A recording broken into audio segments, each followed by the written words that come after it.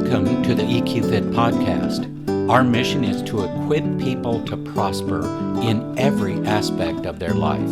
Whether you're at home or in the workplace, we explore practical ways of improving success, satisfaction, finding balance, and building enjoyable and beneficial relationships. Thank you for joining us.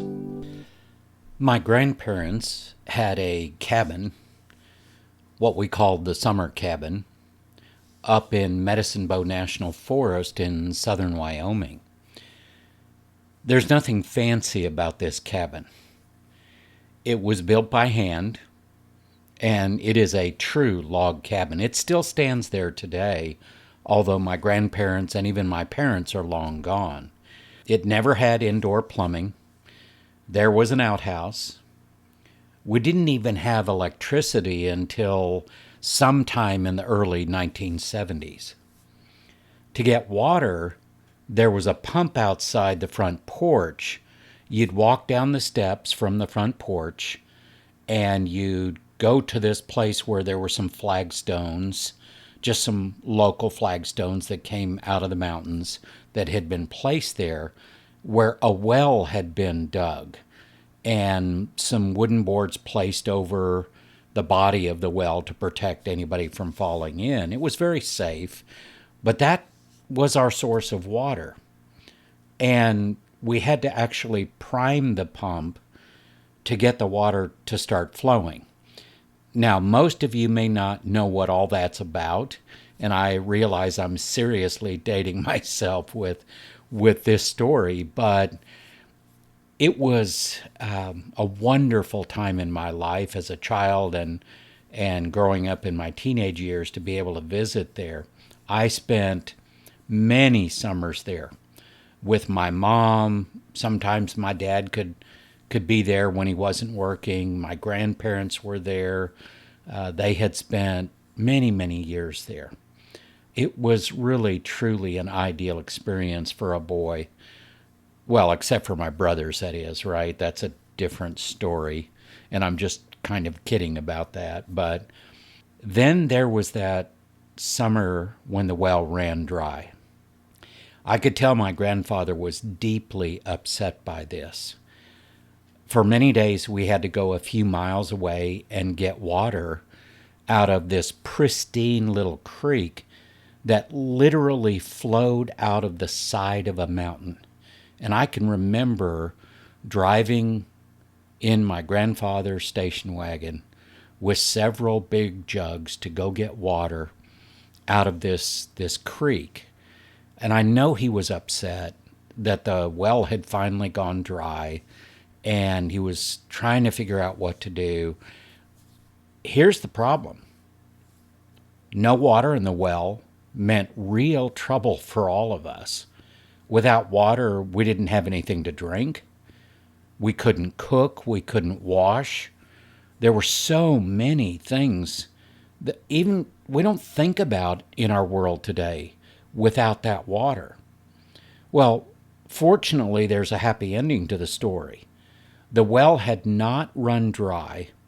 We just could not access the water due to a faulty part in the pump itself.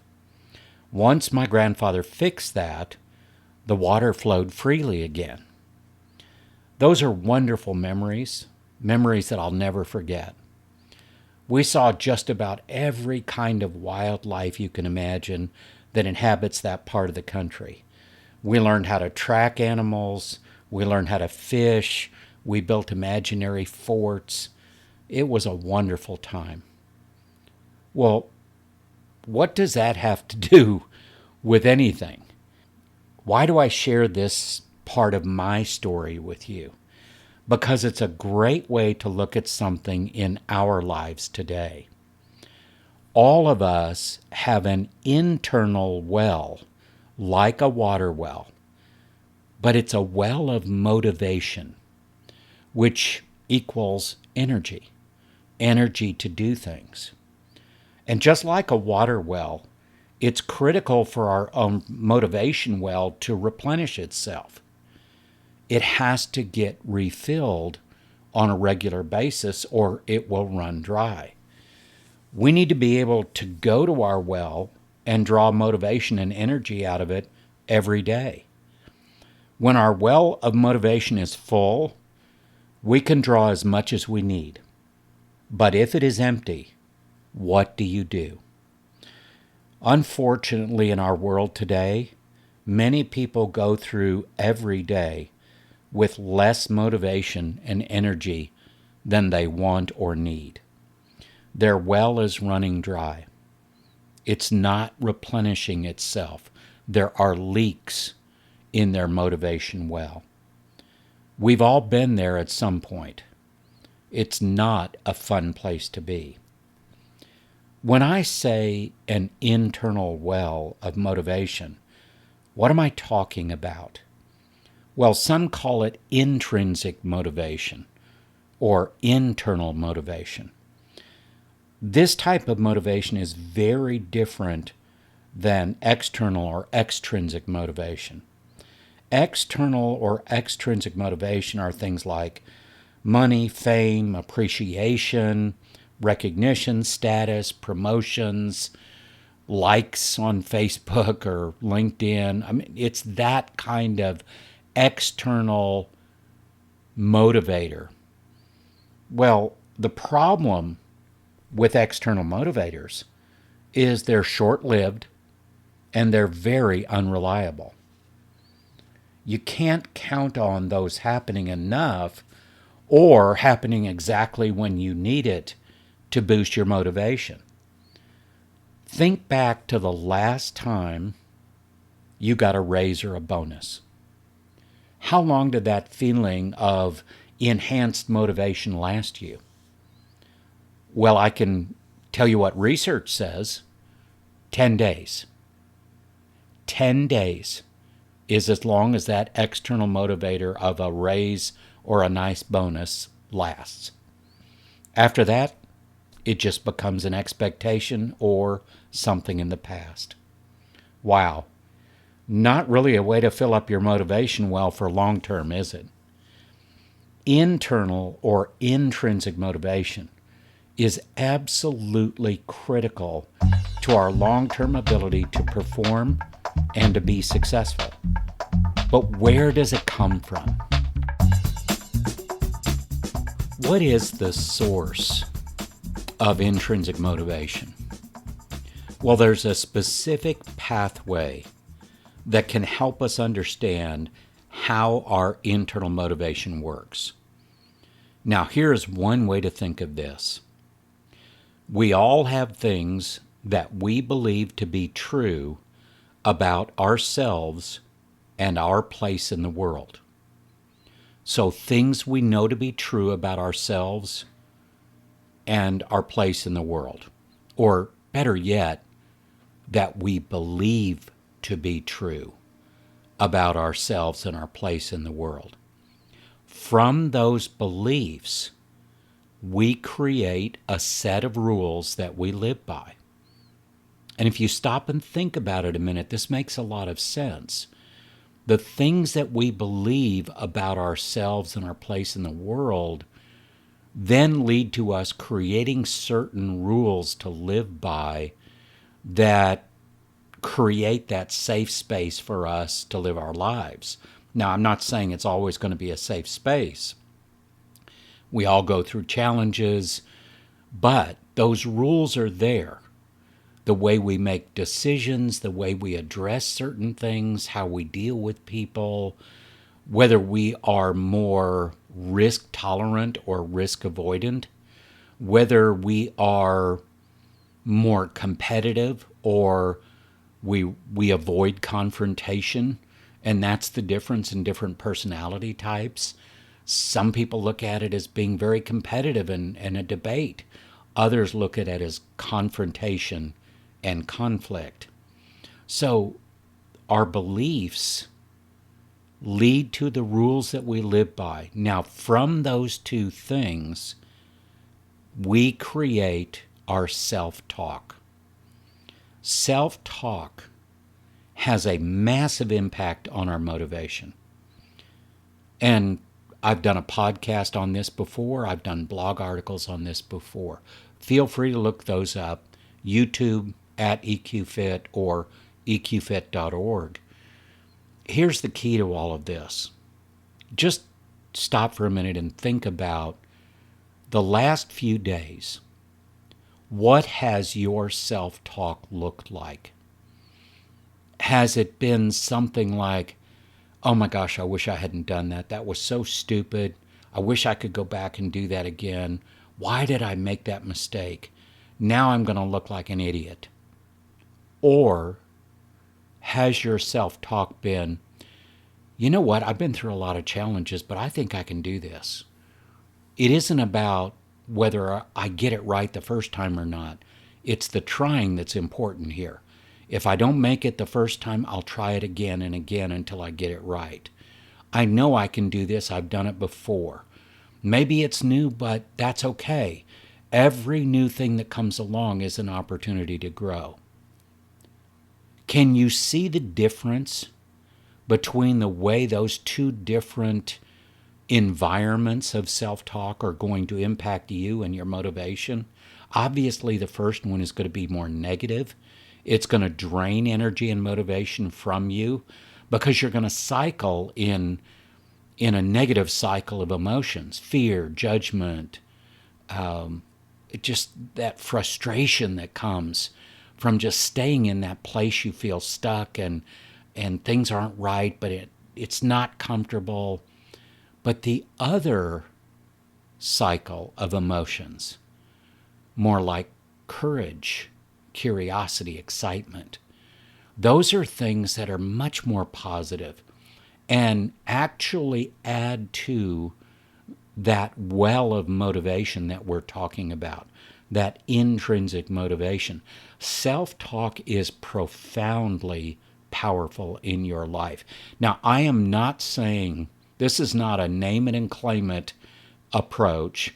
This is not a fake it till you make it approach. This is not any of that false positivity stuff. This is being self-aware enough to know how your self-talk is impacting you, which means how you're also showing up for other people. Self-awareness isn't just about you being aware of yourself. It's you being aware of how you're showing up for other people. And that's a huge step in the right direction to being a good leader of yourself first and then of other people. So our beliefs, our values, our purpose in life are key elements in building our intrinsic or internal motivation. It makes sense if we really think about this. The things that are most important to us internally are the things which impact the generation of internal motivation. They're directly tied together if we allow them to be. And that becomes the source of available energy that we can draw from. And the amount of that is going to be very much determined by our self-talk, the way we believe about ourselves, and the rules that we create. Guess what? Who makes up the rules you live by? You do. If you want to change some of those things, even if you want to change some of your beliefs about who you are and your place in the world, you can do that too. So if you want more internal motivation that is much more reliable than external motivators, something that you generate inside of yourself, then that's how you do it. You understand the process, and then you start to put that into practice for yourself. The stronger these things are, the more that we can rely on these. The more we reduce the impact of external circumstances and external motivators, or demotivators for that matter, the more we can grow our internal resources. What do I mean by that? Well, I've got a saying that I use a lot, and I kind of adapted it from a good friend of mine, and now I use this quite often. The internal resources that we have to deal with the next challenge or the next opportunity are going to be the resources that we have developed up to the point we face that next challenge or opportunity. That's kind of a long way around saying that. The short version is the internal resources you have built will be the resources available to you to face the next challenge or the next opportunity. Internal motivation, that well of motivation that is inside of you, generated by those internal beliefs and values and purpose that you have, that is a critical internal resource. It's energy that you can count on. If you built it up, it'll be there when you need it. Here's the exciting part. We can measure intrinsic motivation. There are several assessments that I have access to that I'm certified in that do an excellent job of measuring this critical success factor of intrinsic motivation. How good is your internal battery and how fast does it recharge? One of these is the SEI, S-E-I assessment from 6 Seconds. This is an EQ neuroscience-based assessment that directly measures intrinsic motivation. And I'm looking at a chart right now, actually a report of somebody's SEI assessment. And what does SEI stand for? 6 Seconds Emotional Intelligence Assessment. But don't get hung up on the emotion word. This is neuroscience. This is the science of the way our brain works. And intrinsic motivation is a critical competency in our internal resources, in the way that we lead ourselves and lead others well. In difficult times, in times of pressure and stress, if we don't have a strong measure of intrinsic motivation, it is going to be incredibly difficult to lead yourself and lead others to successful outcomes. It's just hard to have enough energy to do that. So as I'm looking at this graphic and this measure of all the different competencies that are measured here, and looking at the intrinsic motivation measure, it's very easy to see where that is for this individual. Wouldn't you like to know what that is for you? Where are you right now today in your intrinsic motivation? And all of these other competencies that go with it. Optimism, navigating emotions, applying consequential thinking, recognizing patterns. How do you deal with empathy around others and even yourself? What is your noble goal in life? All of these are measures that help us understand where we are right now. And the beauty of these measures, they're easy to learn and grow. These competencies, these skills, we can learn these, we can grow in these very quickly. Even by talking about them, you are becoming more self-aware that these exist. And so your brain is starting to work on that. Okay, wait a minute. If that's true about intrinsic motivation, and it's generated out of my beliefs and out of the rules that I create to live by, and my self-talk has a huge impact on that, how can I change that to be better? Your brain in the background is already working on that equation, which is the beauty of our brains. Now, this assessment is just one example of an assessment that measures motivation in different ways. There are others that provide deeper insight and different ways to measure someone's motivation or motivators. I always recommend, if you're interested in this, reach out to somebody like me who's a certified assessment professional in more than just one assessment. And I say that, yes, I have a bias, and I want to be fair about that. I know all kinds of people out there who are certified in an assessment. I can tell you right now, no one assessment is the magic bullet. But that's a different issue for a different time. Reach out to somebody that's certified in multiple types of assessments and ask them about what's available to measure these critical success factors. And then what do you do with those? It isn't just measuring them. It's how do you learn and grow in those things.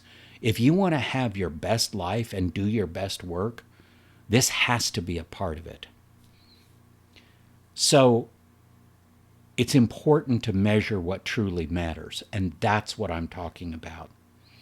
How much internal motivation do you have right now? I know some days are better than others, right? And there's no question about that. What I'm really asking is, do you have an actual way to measure your current level of intrinsic motivation? How good is your battery? How big is your battery? What's the capacity on your battery? How fast does it recharge?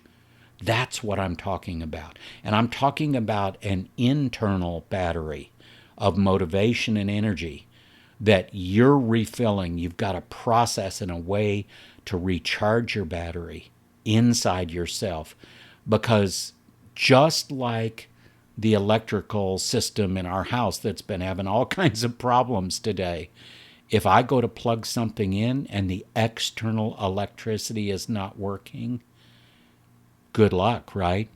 There is no power, there is no energy. And that's happened several times today.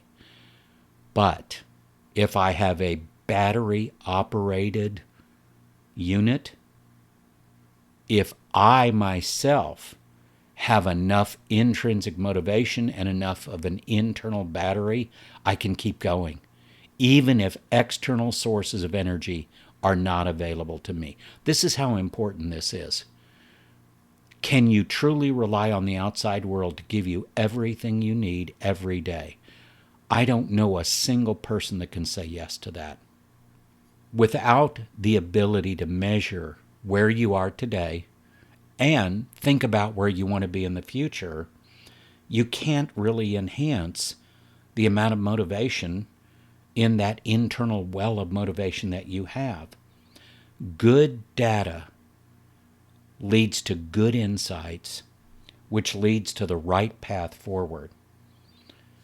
You don't have to try and figure out all of this on your own. There are some really smart people who have developed these wonderful tools that you can use to better understand this thing called motivation. Are you motivated to learn more about that? I certainly hope so. Thank you for joining us for this episode. If you have any questions about this week's episode, or maybe a suggestion for future episodes you'd like us to explore, please contact us through our website at eqfit.org. For more information and inspiration, connect with us on LinkedIn, Facebook, and YouTube at EQFit.